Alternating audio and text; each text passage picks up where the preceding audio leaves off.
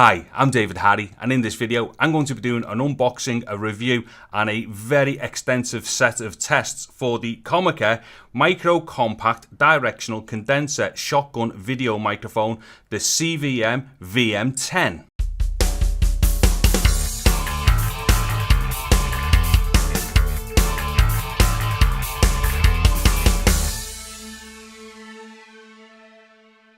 Okay, so I'm not going to go through that mouthful again. As far as I'm concerned, in this review, it's either called the Comica or the VM10.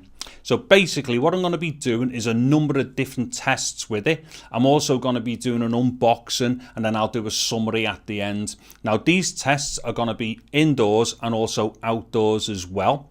And what I'm doing right now, as you can see, is using the Comica. Oh yeah, in fact, what I'm going to do, there will be no dialogue in this video that's not on the Comica. So all dialogue is going to be all on the Comica. So basically right now what I'm doing, I've got it on a boom stand and it's relatively close to me as well. Now this is kind of like, you know, for say vlogging positions or podcasting or any application actually where you don't mind the microphone in shot here. Now what it is, my camera is about 4 foot away there, maybe up to 5 feet away. Now the thing with it, I am not going to put this microphone on top of the camera because I know a lot of people do that. But it's not how you should use a microphone like this. In fact, most microphones shouldn't be used 5 feet away if you can possibly avoid it. Now, the reason why I say that is because, unfortunately, this gets referred to as a shotgun microphone, but it is not a shotgun microphone.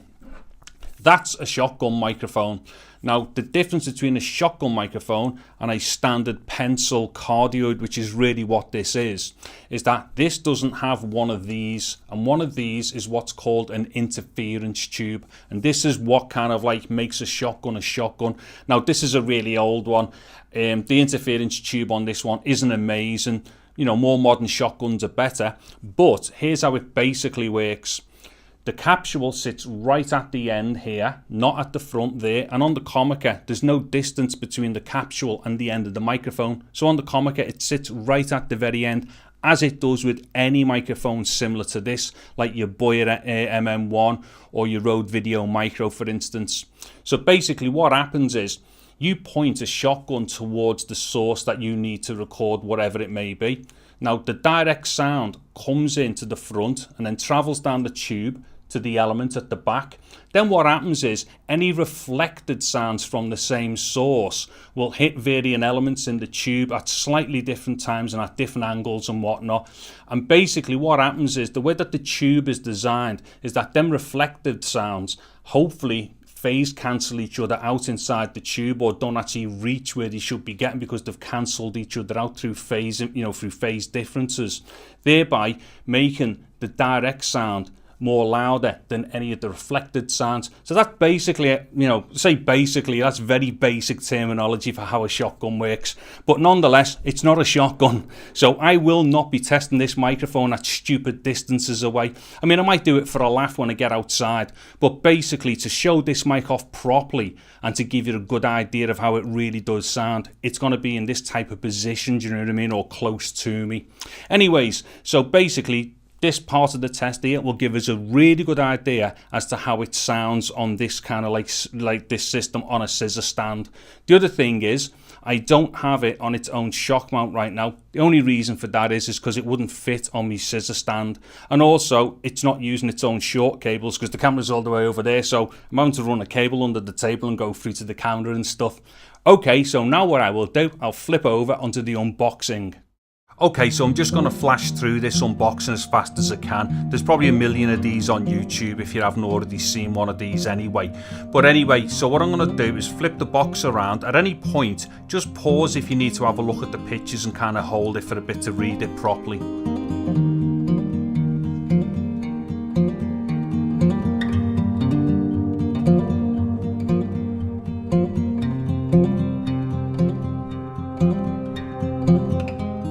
So now what I'm going to do is just pull everything out the box and let's see what's in there.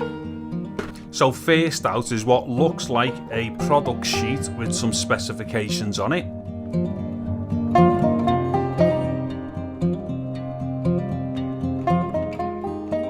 Next up is a contact and warranty card.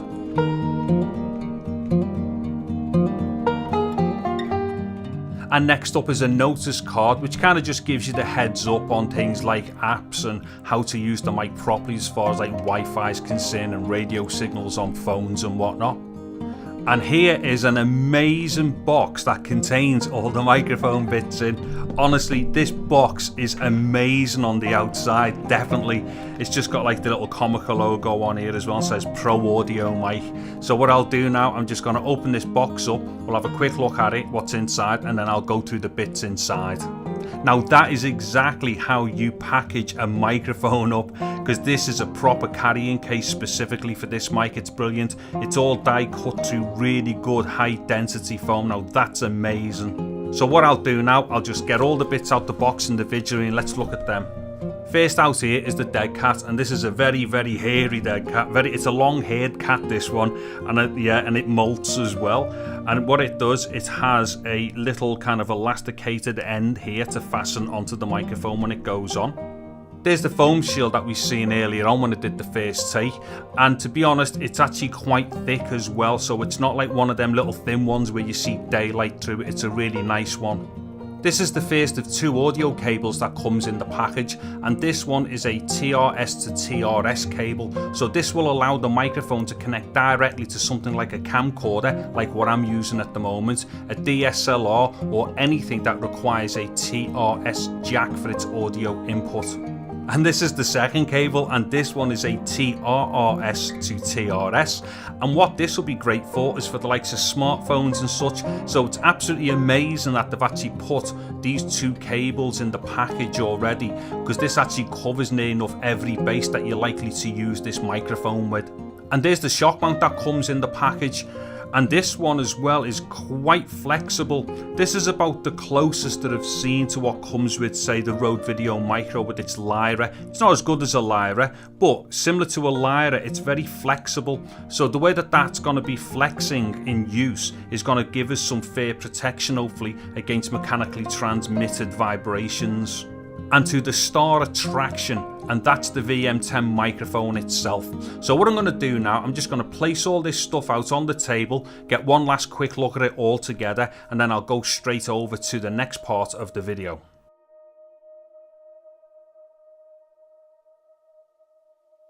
Okay, so that unboxing should have given us, like, you know, an idea of what it's like and all the rest of it. And to be dead honest, I just think that the case for it is fantastic. It's unbelievable.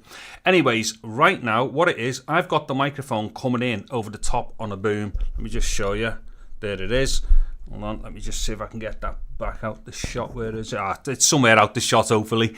Yeah, so basically, this will give us an idea as to how the microphone sounds on a boom, you know, coming in over the top. Now, on the first go there, when I had it low down, I had to put its foam shield on because it was going to get plosives and stuff. But right now, it doesn't have its foam shield on because I won't be going directly anywhere near the microphone with me breath. So, you know, I'd have to be like very loud and very windy if I could make that pop up there.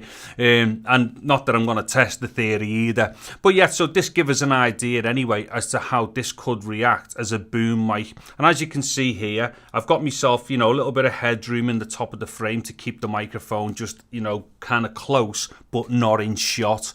And again, you know, must stress the point, microphones like this need to get as close to you as possible, because I've heard like people use this microphone on YouTube and, you know, they kind of, I don't want to kind of slag off what people do you know what I mean? But what it is, I've heard some stuff and it makes the microphone sound terrible, you know, so I just want to be dead fair with this mic, as I would do with any microphone that I test, and that's not to put it into situations that it's just not designed for. But anyway, you know, as a boom operated mic, you can hear what it, you know, how it sounds. And the other thing as well, you know, there's no reason why this couldn't be on a pole on a proper boom system and kind of like coming in over the top and whatnot. So if you're on like really kind of like very low budgets and stuff, and this is the only kind of, you know, microphone that you can afford, you could even fashion something out of it, just a piece like a pole, wooden pole or something, and strap it to the end, put it on a long cable and use it as a boom mic. So if you're doing very low, you know, low budget kind of shorts, or if you're just getting into filmmaking or anything, you know, where you haven't got much money, there's no reason why you can't use, you know, a microphone like this as a boom type mic, and whether that goes on a very, you know, expensive kind of like, you know, carbon fiber telescopic boom pole, or whether it's on the end of a brush pole, it doesn't matter. As long as it does what you need it to do and it gets you results, just try whatever way you need to do stuff to get the results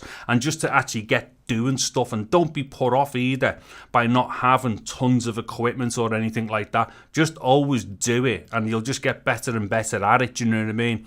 Anyway, before I start rambling, this is the example of the microphone on the boom. So now what I'm going to do is go outdoors and do some stuff there, and I'm going to try it on a radio system.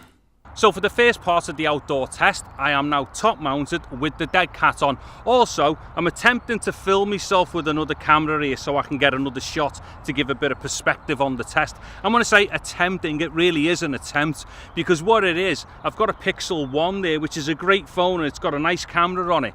But I've just bought this app for it and it's absolutely shocking. It's the worst video app I've ever come across.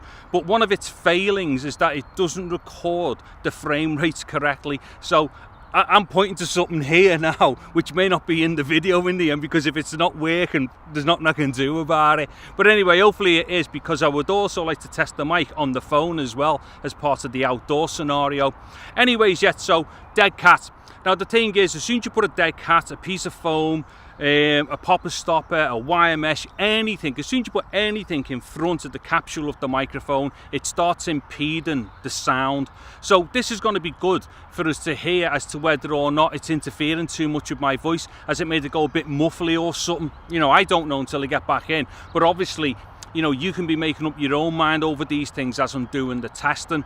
Now also, I'm like an arm's length away from the mic here, which for me is like, you know, kind of like the bounds of where you should be with a mic like this, like I was mentioning indoors. But what I will do for those scenarios where you don't have that luxury of being able to set that distance perfectly, I'll take a walk back, because sometimes you do get put into situations where you've got to catch sound from a distance. Now, what you would normally do, you kind of work out how far you sound, you know, how far away your sound is, and then gain accordingly. But I'll just use this gain and walk off a little bit. So like I say, sometimes you just don't have the option to get as close as you would like. So, you know, I'm quite a distance here. I'm probably about 20-25 feet away now. So what it is, I'll come walking back into the camera. So I definitely will have dropped off there, but it's to how much I dropped off. But like I say, not that I would recommend doing that, but I'm testing, so I'll do that. So another test now is to see how much, like, you know, what's the directionality like of this mic, or more precisely, how good is its cardioid pattern. So what I'm going to do, I'm going to walk to one side there. Now I'm there about the same distance away from it from this side. Then what I'll do, I'll come round to the back again, roughly the same distance. Now hopefully I should have dropped off like quite substantially from the back here, and then to the side there again, roughly the same distance. I would have gone louder, but hopefully at the sides I was quieter than what I am now back in the front again. Okay, so I think that'll do for being on top of the camera with the deadcat. And now for something completely different. Right, what it is, this is a handheld configuration for this microphone, and what it is, it's kind of like a modification that I've done which works with this mic, the Boyer MM1, and also the Rode Video Micro. So what I'm going to do, I'm going to try and explain what it is that I've done here, but I'm going to have to turn off access and stuff to do it, make a bit of noise, so try and bear with me. So what it is, I get a microphone, take all the gubbins out of it, take the switch out, everything. I mean, what I'm trying to find is a better mic than this one to use without a switch on. So whenever possible, I'll get hold of a Behringer XM8500 to do, because that's got an amazing body on it. But a metal microphone's better for noise, you see. Anyway, so what happens is, I then put a stopper at the bottom for the cable. But the cable doesn't run right the way through. What it is, I have a 3.5mm female at the base there, and then that cable runs through, and then at the end that particular cable is terminated to a 3.5 jack there, 3.5mm male jack, which then plugs into the microphone. And then inside, I don't know if I can get this in focus, but inside I just line it with foam to protect the microphone and give it a little bit of like shock absorption as well. So basically it turns a microphone like this into a, well, hopefully a really cool handheld mic. So what we should be hearing now, hopefully, is a better sound because the microphone is much closer to me. The other thing as well, I'm using the foam filter again. There's a bit of a breeze, but for the sake of this part of the test, if the breeze kind of kicks in and, you know, distorts the capsule a bit, we'll just have to live with that because I want to use that here. Now, here's the other thing. That's the normal, like, top of the microphone. Now, if it wasn't so breezy, in fact, let me just try this. Right, so what it is, there's enough space for me to put that on. There we go. So hopefully there isn't, you know, there's not enough breeze to like interfere with this, because inside the head of the mic there is a very thin lining of foam. So hopefully that's doing its job okay. So that now looks like a proper microphone, like handheld reporter mic. So that's how you turn one of these mics into a reporter mic. Now the thing is, I'm going to be doing a video shortly on how to do this modification, so call back to the channel for that. Now, whilst I'm handheld, what I'm going to do, I'm going to point the microphone, right, the traffic around here is over that way, and then that way is birds. So what I'm going to do is point the microphone that way and then point it away from that way to that way, and let's see if we can hear the drop off in the traffic.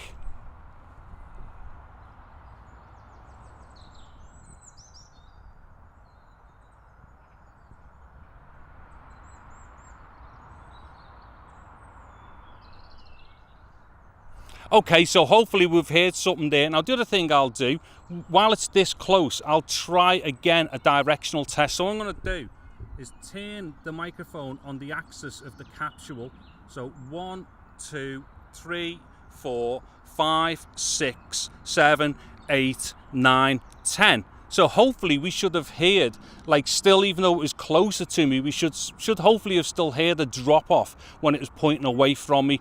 Okay, so I think that's good enough for this part of the test, using it as a handheld reporting microphone. And now for the coolest part of this particular test, my ventriloquism act while I'm invisible.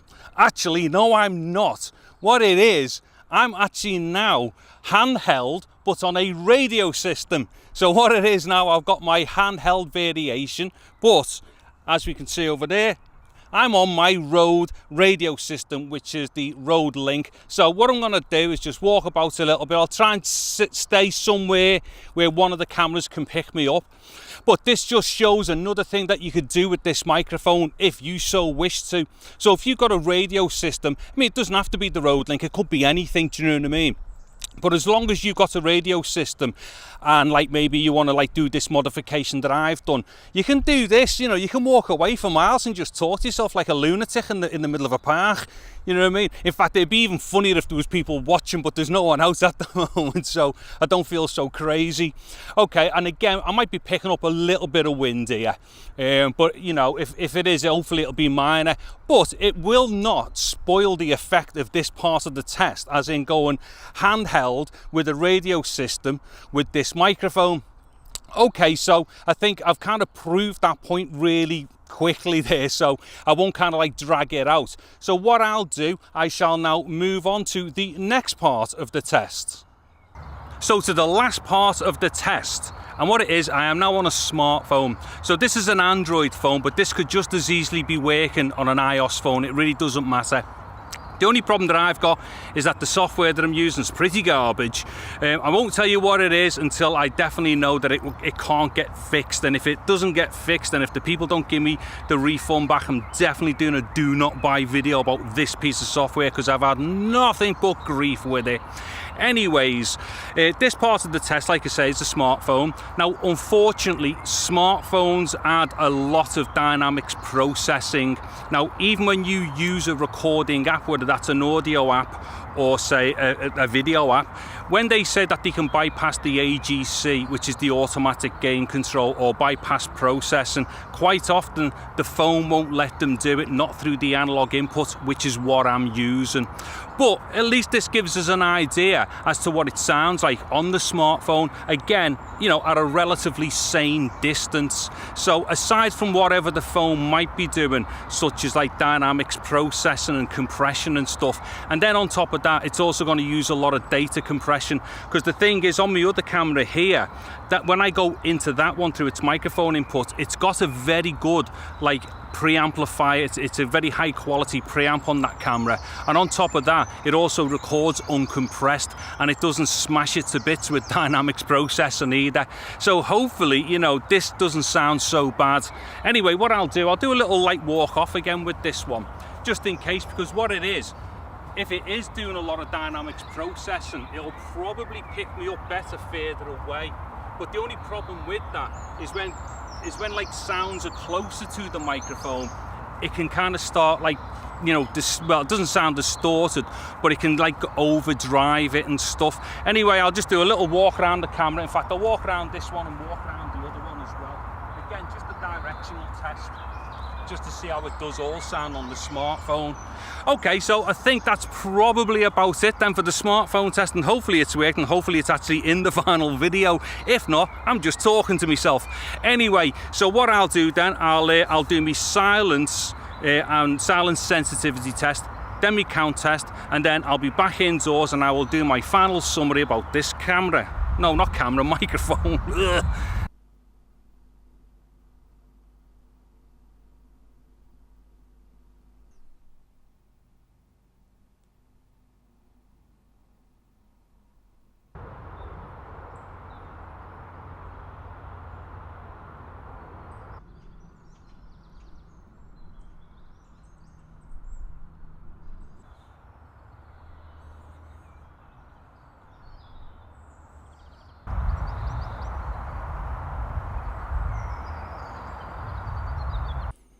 One, 2, 3, 4, 5, 6, 7, 8, 9, 10, 11, 12, 13, 14, 15, 16, 17, 18, 19, 20, 21, 22, 23, 24, 25, 26, 27, 28, 29, 30.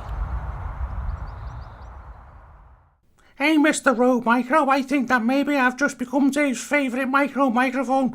Well, we'll see about that, Mr. VM10. I think we should have a shootout. Well, I think we should do as well, Mr. Rode Micro. Bring it on. So anyway, I think this is amazing. The VM10's a fantastic little microphone. This definitely sounded way better than what I was expecting. Now, I'm not going to kind of go like through a summary here for ages. I'm just going to try and keep this short. But the first thing I will say is I've got 2 of these, and the reason why I've got 2 of them is, well, for 2 reasons. 1, because of the price, and I'll get to that in a minute.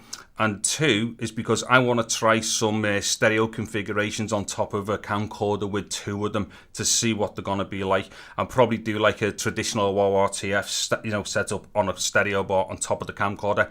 But the first reason is because I found a seller on Amazon where these were £22, and I think usually they're normally around 40. So if you've seen this video like soon after I've put it up and you're after one, there'll be a link to the Amazon link where I got them from for £22. Can't guarantee that it's going to be there for like long or anything, because for £22 I can't understand how we had any left, or whoever it was had any left. But after that, I'll actually have a link where you can get it at its regular price on Amazon. Anyway, so to all them different configurations there, I think it was great in all of them. And here's the first one up here still, on the boom. On the boom, I thought it sounded great. Thought it sounded great down here. You could get away with getting it closer. Outside, amazing in the handheld body system, and also in the on the radio system as well with the handheld body.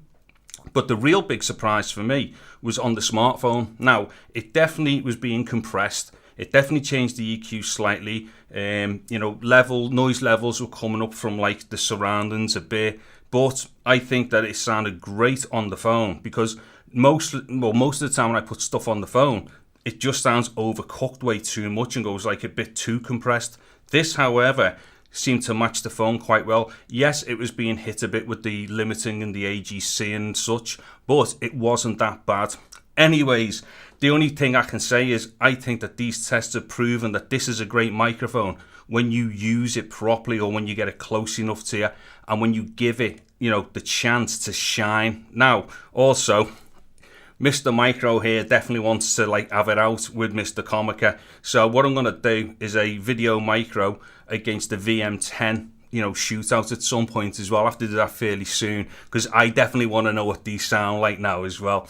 And also during that test, I think what I'll do, I'll show you how I connect either of these onto a gimbal as well, and basically fasten it to the top above a phone so that the mic always tracks with the phone without unbalancing the gimbal as well. In that instance, I use a smooth cue, but I'm fairly sure the way that I mount them is going to be the same for, like, you know, most of the gimbal systems. And also the Comica is slightly lighter as well than the Rode, so this lends itself a bit more to being mounted on a gimbal without upsetting the center of gravity and tipping it all forward. Anyways, I think that's really all that's all I can say now about this test. I could go into loads and loads of things, but if you listen to all them examples, I think there's only one thing that you can agree with there, and that is it's a fantastic mic, and I think it's done a really great job across the whole gamut of that testing. So yeah, I'd be interested in like what people have got to say with the comments and all the rest of it. So the last thing that remains for me to say right now is thank you very much for watching this video. Take care and goodbye now.